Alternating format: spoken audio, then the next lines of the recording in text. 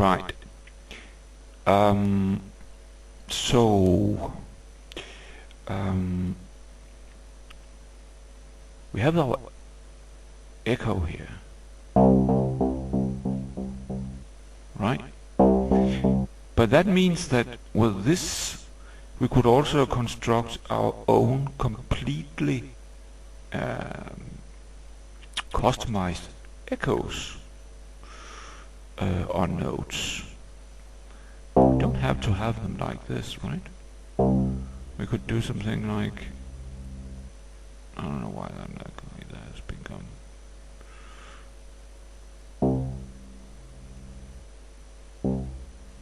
So we could do something like this, and let this here just to.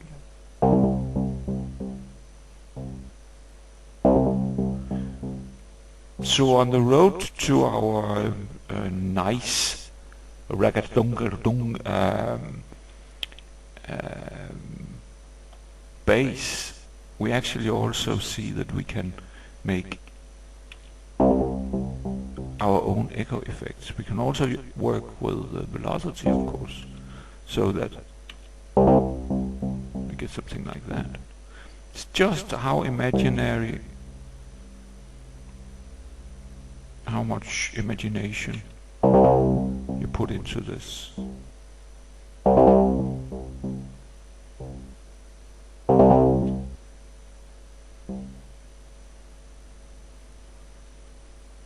We can try to make something like that.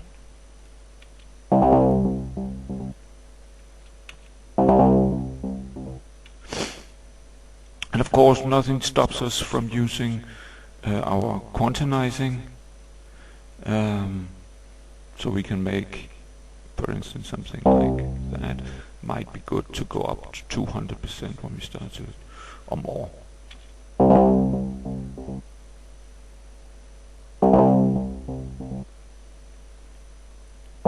So this is also about how to make your own delay effects on notes, not just this wonderful driving bass, but also very special delays. Brilliant. Now let's get back to the drive bass. And close this one here. Because we want to have our drive bass extendable, we're going to make it in beat and bass line. Could make it in song editor, but all these here would then have to be copied and extended manually. Here we can, if we make it as a beat and bass line, we can just simply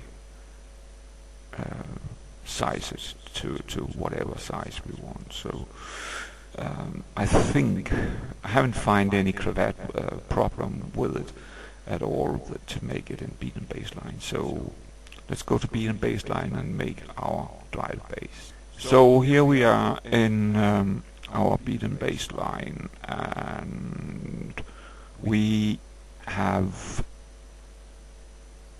our bass 4 just out of the box. I haven't done anything to that. I'll come back to that in a moment. And if we look at the notes, so actually the notes I'm going to open, so you see here that we have just like that a simple fourth note in 4 positions, so that is 1 beat. Sorry, 1 bar, of course. And oops, if we take this one, you can see here we have the 75%. I think I can move that a little bit up so we can see more of the velocity. Yes. So here we have the 75%, and just shorten this guy over here because that doesn't matter. And take that down there. And then we have a 50% of course. Again, move it one tick like that, and shorten it to fit into the bar. And that's really everything we need. Goes do. But when we then start to take the whole thing together, it goes like, take kick out. Yeah, man. There we go. That is our drive bass. Nice, isn't it? And now the fun starts, because look, we have 3 instruments. So we can open these 3 instruments here. Let's push it over here, so like that. And they need to stay on top.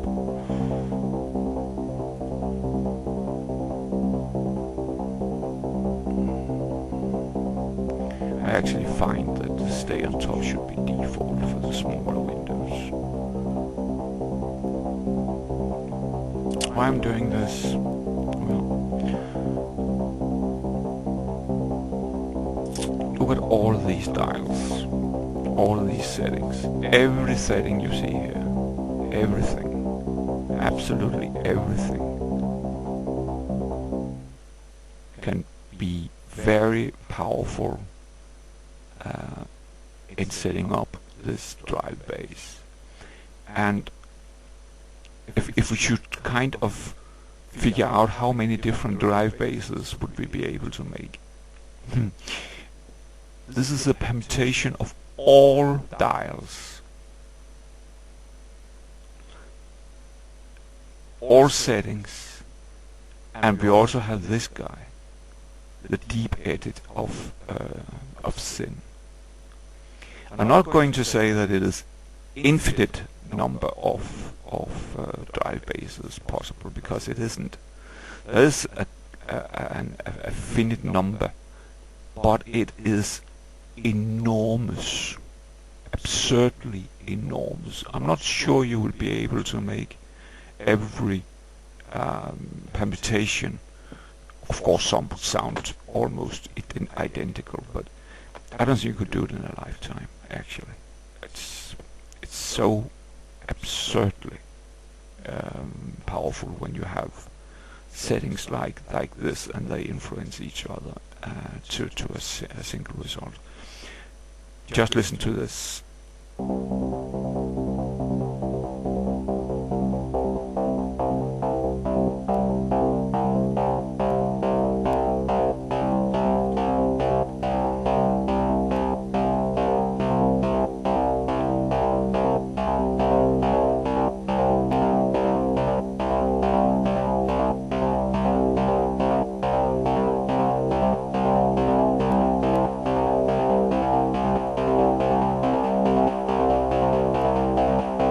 This can be automated, of course.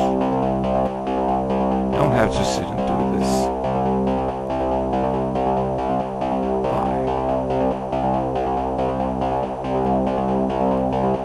So many different expressions. And in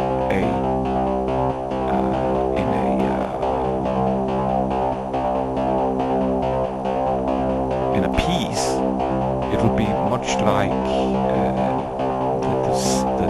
what confused me in the first place, that it is actually no differences, because it gives that timbre. So you will get a very live, living bass line. The bounce with the difference of settings.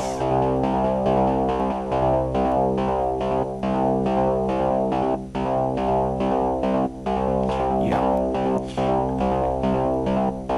So a driving bass line wasn't so difficult after all. hours, at least, in order to figure out how those drum basses was created.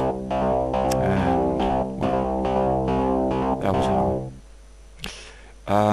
Velocity. That is a very powerful